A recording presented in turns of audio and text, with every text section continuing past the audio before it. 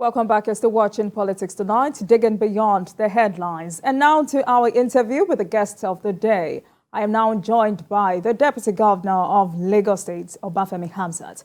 He's a former Commissioner for Science and Technology during the administration of Asiwaju Bola Ahmed Tinubu as governor, which he retained in the government of former Governor Babatunde Fashola in 2007. Thank you very much for joining us, Your Excellency. Thank you for having me. All right. Before we get into the business of the day, let me congratulate you on the victory of your party despite losing Lagos. How does it feel retaining power at the federal level, despite considering the rigorous and competitive contest during the presidential election? Well, I think we are very delighted that the Nigerian people listened to the message of our party. And our flag bearer, who is the president-elect now, Asiwaju Bola Ahmed Tinubu, and his running mate, Senator Kashim Shettima. And I'm sure that Nigerians will not be disappointed. These are men of capability, of intellect, of integrity, and ability to perform. So I'm confident that Nigerians will be happy with this team. And like I said, we are very, very excited that Nigerians listen to our message. It's a very competitive race. And at the end of the day, Nigerian people decided to pitch their tent with our party. And that's very comforting. That's very good. But we also know that it comes with challenges because we've made a lot of promises. And our team, led by the president-elect, has started working. And by the time they are sworn in, they'll be able to actually swing into action and do very well for this country. So I'm excited. I'm happy that the Nigerian people listen to us and, improve our democratic credentials. These are elections that must be competitive, and it has gone the way it's gone. And we have a winner now in APC, and we are very happy and delighted with the choice the Nigerian people have made. So, how will you describe being the deputy governor of a state like Lagos? Well, it's a lot of work, and we have a governor that understands the geography of the state, understands what needs to be done, and how do you move a state like this that is actually like a country. The GDP of Lagos is bigger than the GDP of Ghana, and if it were to be a country, it would be the sixth largest economy in Africa. So it's a huge challenge. But then we have a team led by Mr. Governor who is well prepared for this assignment. Because let's think about it. No governor or no president wants to fail. But it's all about preparation. Like you said, myself and Governor Sanwo-Olu are in Asiwaju's team. We are in BRF's team. So we understand what it means to formulate policy that relates to our state. We understand the various processes, the challenges that we have to undertake in order to achieve things. So we understand the policy and the history behind those policies so that you don't remove a wall and then realize we've created a problem. So we understand what it takes to run this state. So I'm very excited and delighted that we are given this opportunity. It's not something that I take very, very lightly. It's not something that I take for granted. I know it comes with a lot of work. But we have the support of these people of the state, and we must keep dialoguing and keep doing well to make sure that we keep pushing this state higher and higher and higher. All right. As Deputy Governor, you have worked with Governor Babajide Sanwo-Olu for close to 4 years now. How will you describe your relationship and his approach to governance? Well, our relationship is excellent. We talk almost every day, really, almost every day. Sometimes late into the night, we discuss issues. We work as a team. He's an intelligent man. He's confident of himself, and therefore he's willing and capable of sharing information. And that's when we work as a team. We look at issues, and we give our opinion based on what we've seen. So, I'm extremely delighted to work with him. He's my friend, and we've known each other for 15 years. Like I said, we are both commissioners during Asiwaju's cabinet, and we were in BRF's team. So we've been friends, we know each other, so we understand what makes us tick. So it's been an interesting journey, and I'm happy and delighted that we've been able to work very closely to deliver the goods that we promised the people of Lagos. So it's been very nice, and we are a very good team. Fantastic. So the governorship and state assembly elections are 2 days away. How prepared and confident are you going into these elections after the Labour Party defeated the APC in the presidential election in Lagos? Well, we are very confident. The people of this state, so governorship elections, House of Assembly elections are local elections in a way. The dynamics are a bit different from presidential elections, and we are very confident. We've done a whole lot of good things for the people of Lagos. We are the only subnational anywhere in the world that funded rails on rail transportation on our balance sheet. It doesn't happen. It has never happened anywhere. Meaning, federal government of all the countries will support sub-sovereign in order to fund infrastructure like rail. So we are the only one that was able to do that. We built the largest rice mill. We've done enormous amount of road. We've done buildings. We've done schools. We've done drainages. We've kept to our promise of the team's agenda. The Gaussians are very sophisticated. They are very intelligent people. They know what it means that in order to govern a state like this. They know it's not easy. And therefore, it's not a state that can be used as an experimental laboratory. And we are very confident that our message is getting to our people, and our people will be very happy to vote us in again. So it's, like we said, it's democracy, and people will exercise that franchise and make a decision. And we're very confident that come Saturday, enormous amount of Lagosians will vote for us. Very, very confident. Talking to people going across the state in the past 2-3 weeks, going across all the nooks and corners of Lagos State. What we've heard, what we've listened to, gives us confidence, and I'm very happy and confident that at the end of the day, we will be returned to serve a second term with Governor Babatunde Fashola and myself as the Deputy Governor. All right, Your Excellency, but going by the mood online, I'm sure you know that a lot of youths in Lagos are not happy with your party, and many have said this has contributed to your party losing Lagos in the presidential election. What message do you have for them? Well, I think that, like Mr. Sanwo-Olu said this morning, he had an interview, and I think one of the issues that people raise, the youth raise, is probably about the NSAS. And I think he said it very clearly, which I will just repeat. He said, so do a role play and put yourself in my situation. Okay, I'm a father, I have children. He was the only governor that went to the 2 locations in Ikeja and, of course, at Lekki. I think the first day was on a Thursday, and I went to Ikeja, met a lot of people there, and we spoke. But by the time he came back on Friday, we both went to Lekki, and then we went to Ikeja. He was the one that took the letter written by the youths, went to the airport, took it to Mr. President, gave it to Mr. President. We were the first state that set up a panel and funded it. They asked for extension 2 times. The panel asked for extension 2 times, and the extension was granted. So the reality is, and then, the interesting thing that people should then understand was that if you recall the issue of Magodo, when the police, sort of almost barricaded the people of Magodo, and the governor went there. We all know what happened. So if he has the ability to call the police in, will he go there like that? So we must all understand and put things in proper perspective and not listen to things on social media that might not necessarily be true. So let's reason through the process and see what really happened.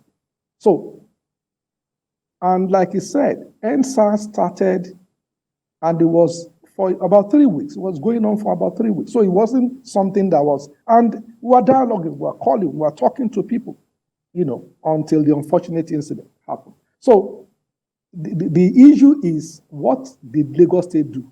And one of the things that we did was to engage and talk to people. And after the scene actually happened, call a lot of the youths talk to them, empower them, make sure that some of the problems that we have, that can be resolved. Talk to the police, create police relations with families and all those.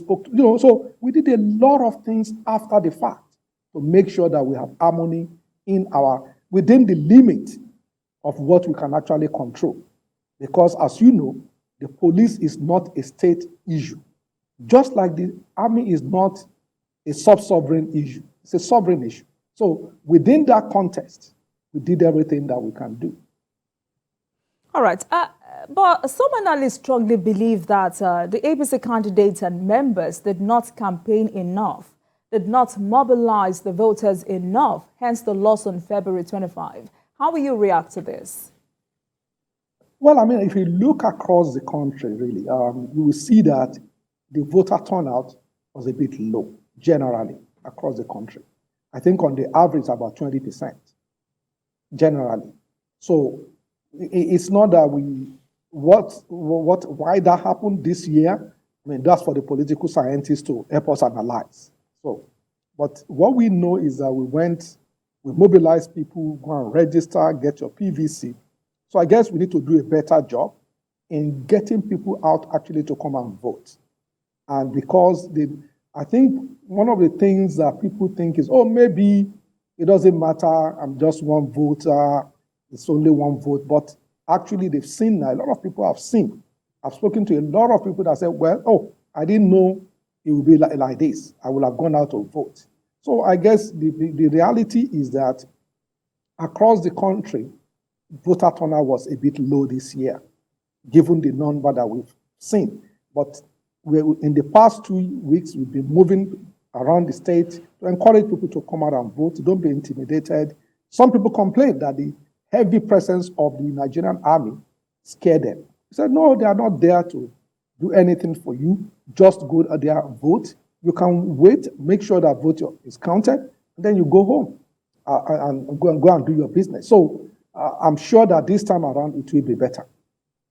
All right, let's still talk about some of the lessons from the presidential election. I'm sure you must have been shocked about the outcome of the election in Alimosho, of all places. What happened, and what is the guarantee it won't happen again?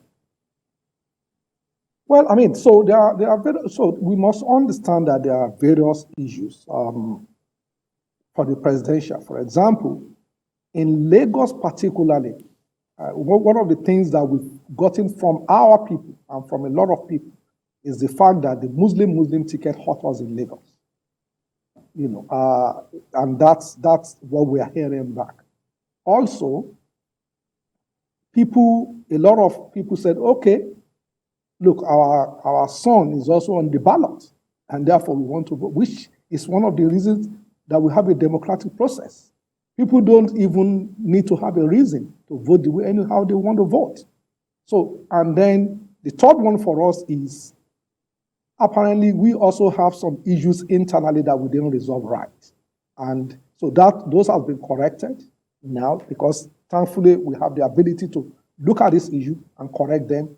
And in the case of our local election, Mr. Sanwo-Olu is a Christian, I'm a Muslim, so it's a Christian-Muslim ticket. So that's why I said the dynamics are different, issues are different.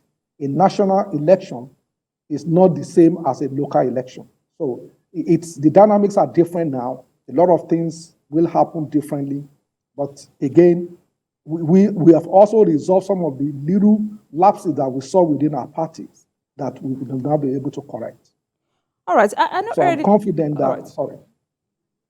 All right. Your Excellency, I know earlier you talked about some of your achievements in almost 4 years, but for the sake of emphasis and reassurance, what more do you have in store for residents of Lagos for another 4 years if elected? Well, a whole lot. If you notice that one of the things we are doing is to improve the technology architecture of Lagos State. So we are doing, for example, the 3,000 kilometers of metro fiber across our state. The essence is to do 6,000. So everywhere that you increase the broadband density across the world, the GDP goes up between 2 and 6%. So being a developing country, we will see where we're falling between that 2 and 6%. Now, imagine if you're able to increase your GDP by 4%, what that means for commerce. And also, we are building 2 hubs for technology hubs. Now, what that means is that we will increase the tele-density, we will increase the bandwidth ability. About 4 or 5 companies are brought in data center into Lagos. That's a big deal. What that means is that we are storing information around for companies around the world. So because when you build that data center and then you have the pipe to bring in that bandwidth, you are actually storing data. What that does is you are creating high-paying jobs for our children and for everybody. And so one of the things we are also doing is to actually start a lot of education on what institutions or establishment needs for employment. So we will be creating jobs. We are doing a leather hub, for example, in Mushin. Again, what that means is not everybody can afford some of this equipment. They are heavy equipment. But being a hub in Ladipo, in Mushin, you go there, you use the space, you build your shoes and whatever, and you leave. You don't need to have the money to buy all this equipment. So we are creating industries that allow people to have a sort of central services and shared services for our youths in the technology industry. We are building a film industry. The essence is to improve on the tourism and, of course, the entertainment sector. So in all spheres of life, and of course, you know that we are building enormous amount of infrastructure. The second phase of the blue line just started. That takes it from Orile all the way to Kokomaiko. And then the red line is still there. Imagine if we are able to complete all this infrastructure. It changes the transportation network of our state. Any city where you are able to move people faster, commerce gets better. Imagine moving from Ebutemeta to Oshodi in 9 minutes. So you know what that means in terms of commerce, interaction. So in terms of transportation, we will get better. In terms of road infrastructure, we are building road, the Mende Ojota bridge is ongoing. I was there last week. It's a massive infrastructure that opens up, you know, when you are coming from Sheraton and you are trying to go, you now go through Okwebi. Instead of turning back again, you are now going straight and you can get to Ojota and go to Mende. Awesome. So we are opening up the state, doing new infrastructure, massive ones, that if we are able to finish, will actually increase the economic activity of our state. In terms of education, we've also realized that one of the good things for us is that some of the children likes to have comprehensive education. They want to do carpentry, they want to do welding while in school. And therefore, we've started creating comprehensive schools again now. It used to be 40, 50 years ago, we are creating that. And we've seen that a certain percentage of people are actually going there and the enrollment has gone up. So in education, we want to move up. We have 5 technical schools. We are trying to expand that, where we have technical educations so that people can actually do the right things in terms of their skills, use their hands so that they can actually do well and be certified, so that it's well known that if you go there and you're a plumber, you are a good plumber that has certification and you can do the job. So in terms of education, we are doing that. In terms of road, we are building massive infrastructures across the state. And in terms of entertainment, I just said we're doing building film industry. We've been training enormous amount of people in various things, photography, drama, writing, script writing, and so many skills that allow people to sharpen their skills. So we are pushing a lot of envelopes around the state, and we are hoping that we'll be able to do a lot more to improve on the GDP of our state, improve on the economic activity of our state, improve the social condition of our citizens, and be able to do well for our people. So there are a whole lot of things to do. We are building new hospitals. We are building a new general hospital in Ojo. We are building the Massey Hospital, you can see 7th floor. That'll be the biggest pediatric hospital in the whole of West Africa. Because, as you know, everybody knows Massey Hospital has been there for years. but we just need to expand it. We need to make it bigger and better. We are training enormous amount of people, doctors. We are one state that has automatic replacement for our doctors and for our teachers. So when a doctor retires or resigns, for whatever reason, automatic approval is already given. They don't need to go to the governor again. The Health Service Commission must employ these new doctors immediately. The same thing for teachers, so that we can keep building the architecture of our state in terms of education and improving the health welfare of our people. So, and then of course, in terms of welfare of our people, so we have a ministry that is called wealth creation. We have a ministry that is called poverty alleviation. They are doing enormous amount of people, especially for our women. And then we have Lagos State Employment Trust Fund that is granting grants for people in order to do their businesses, the MSCs and the SMSs. So what that means is they are able to raise funds in order to start a business of 10, 15 million, 30 million, and so on and so forth, in agriculture, in commerce, in fashion, and the rest and the rest. And then not only that, you also train people, because the biggest challenge of SMEs is how do you survive after 2-3 years? So that's what we've seen in our study. And therefore, they also mentor people. So they attach new entrants with a mentor. And then they'll actually also do, how do you do your bookkeeping? How do you keep your accounts? And so on and so forth. So it's not just giving people resources to start a business, but giving them, teaching them how to sustain that business over 2, 3, 4, 5 years, employing people and the rest. So there are a whole gamut of things, a bouquet of activities that we have in plan for the people of Lagos State in all the teams, our team's agenda. And, in terms of environment, we are doing many drainages.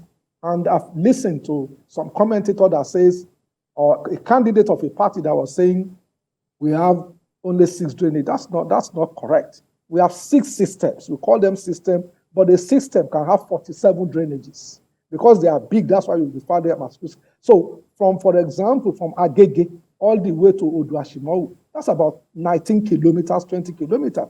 And you have enormous amount of drainages within that from Ogba all the way to Acme Road. At Acme Road is a 3-meter depth of drainage that moves water all the way from Agege to Oduashimau. That's a system 1. So it's not one drainage, but that's the 6 systems that cover the whole state. And we're improving it, connecting different other drainages to each of those systems to expand the volume and make sure that we drain our state effectively. So in terms of all aspects of team's agenda that we've seen as a way to actually improve the economic activity of our state, we are pushing it, and then there are a whole lot of things other to actually also expand.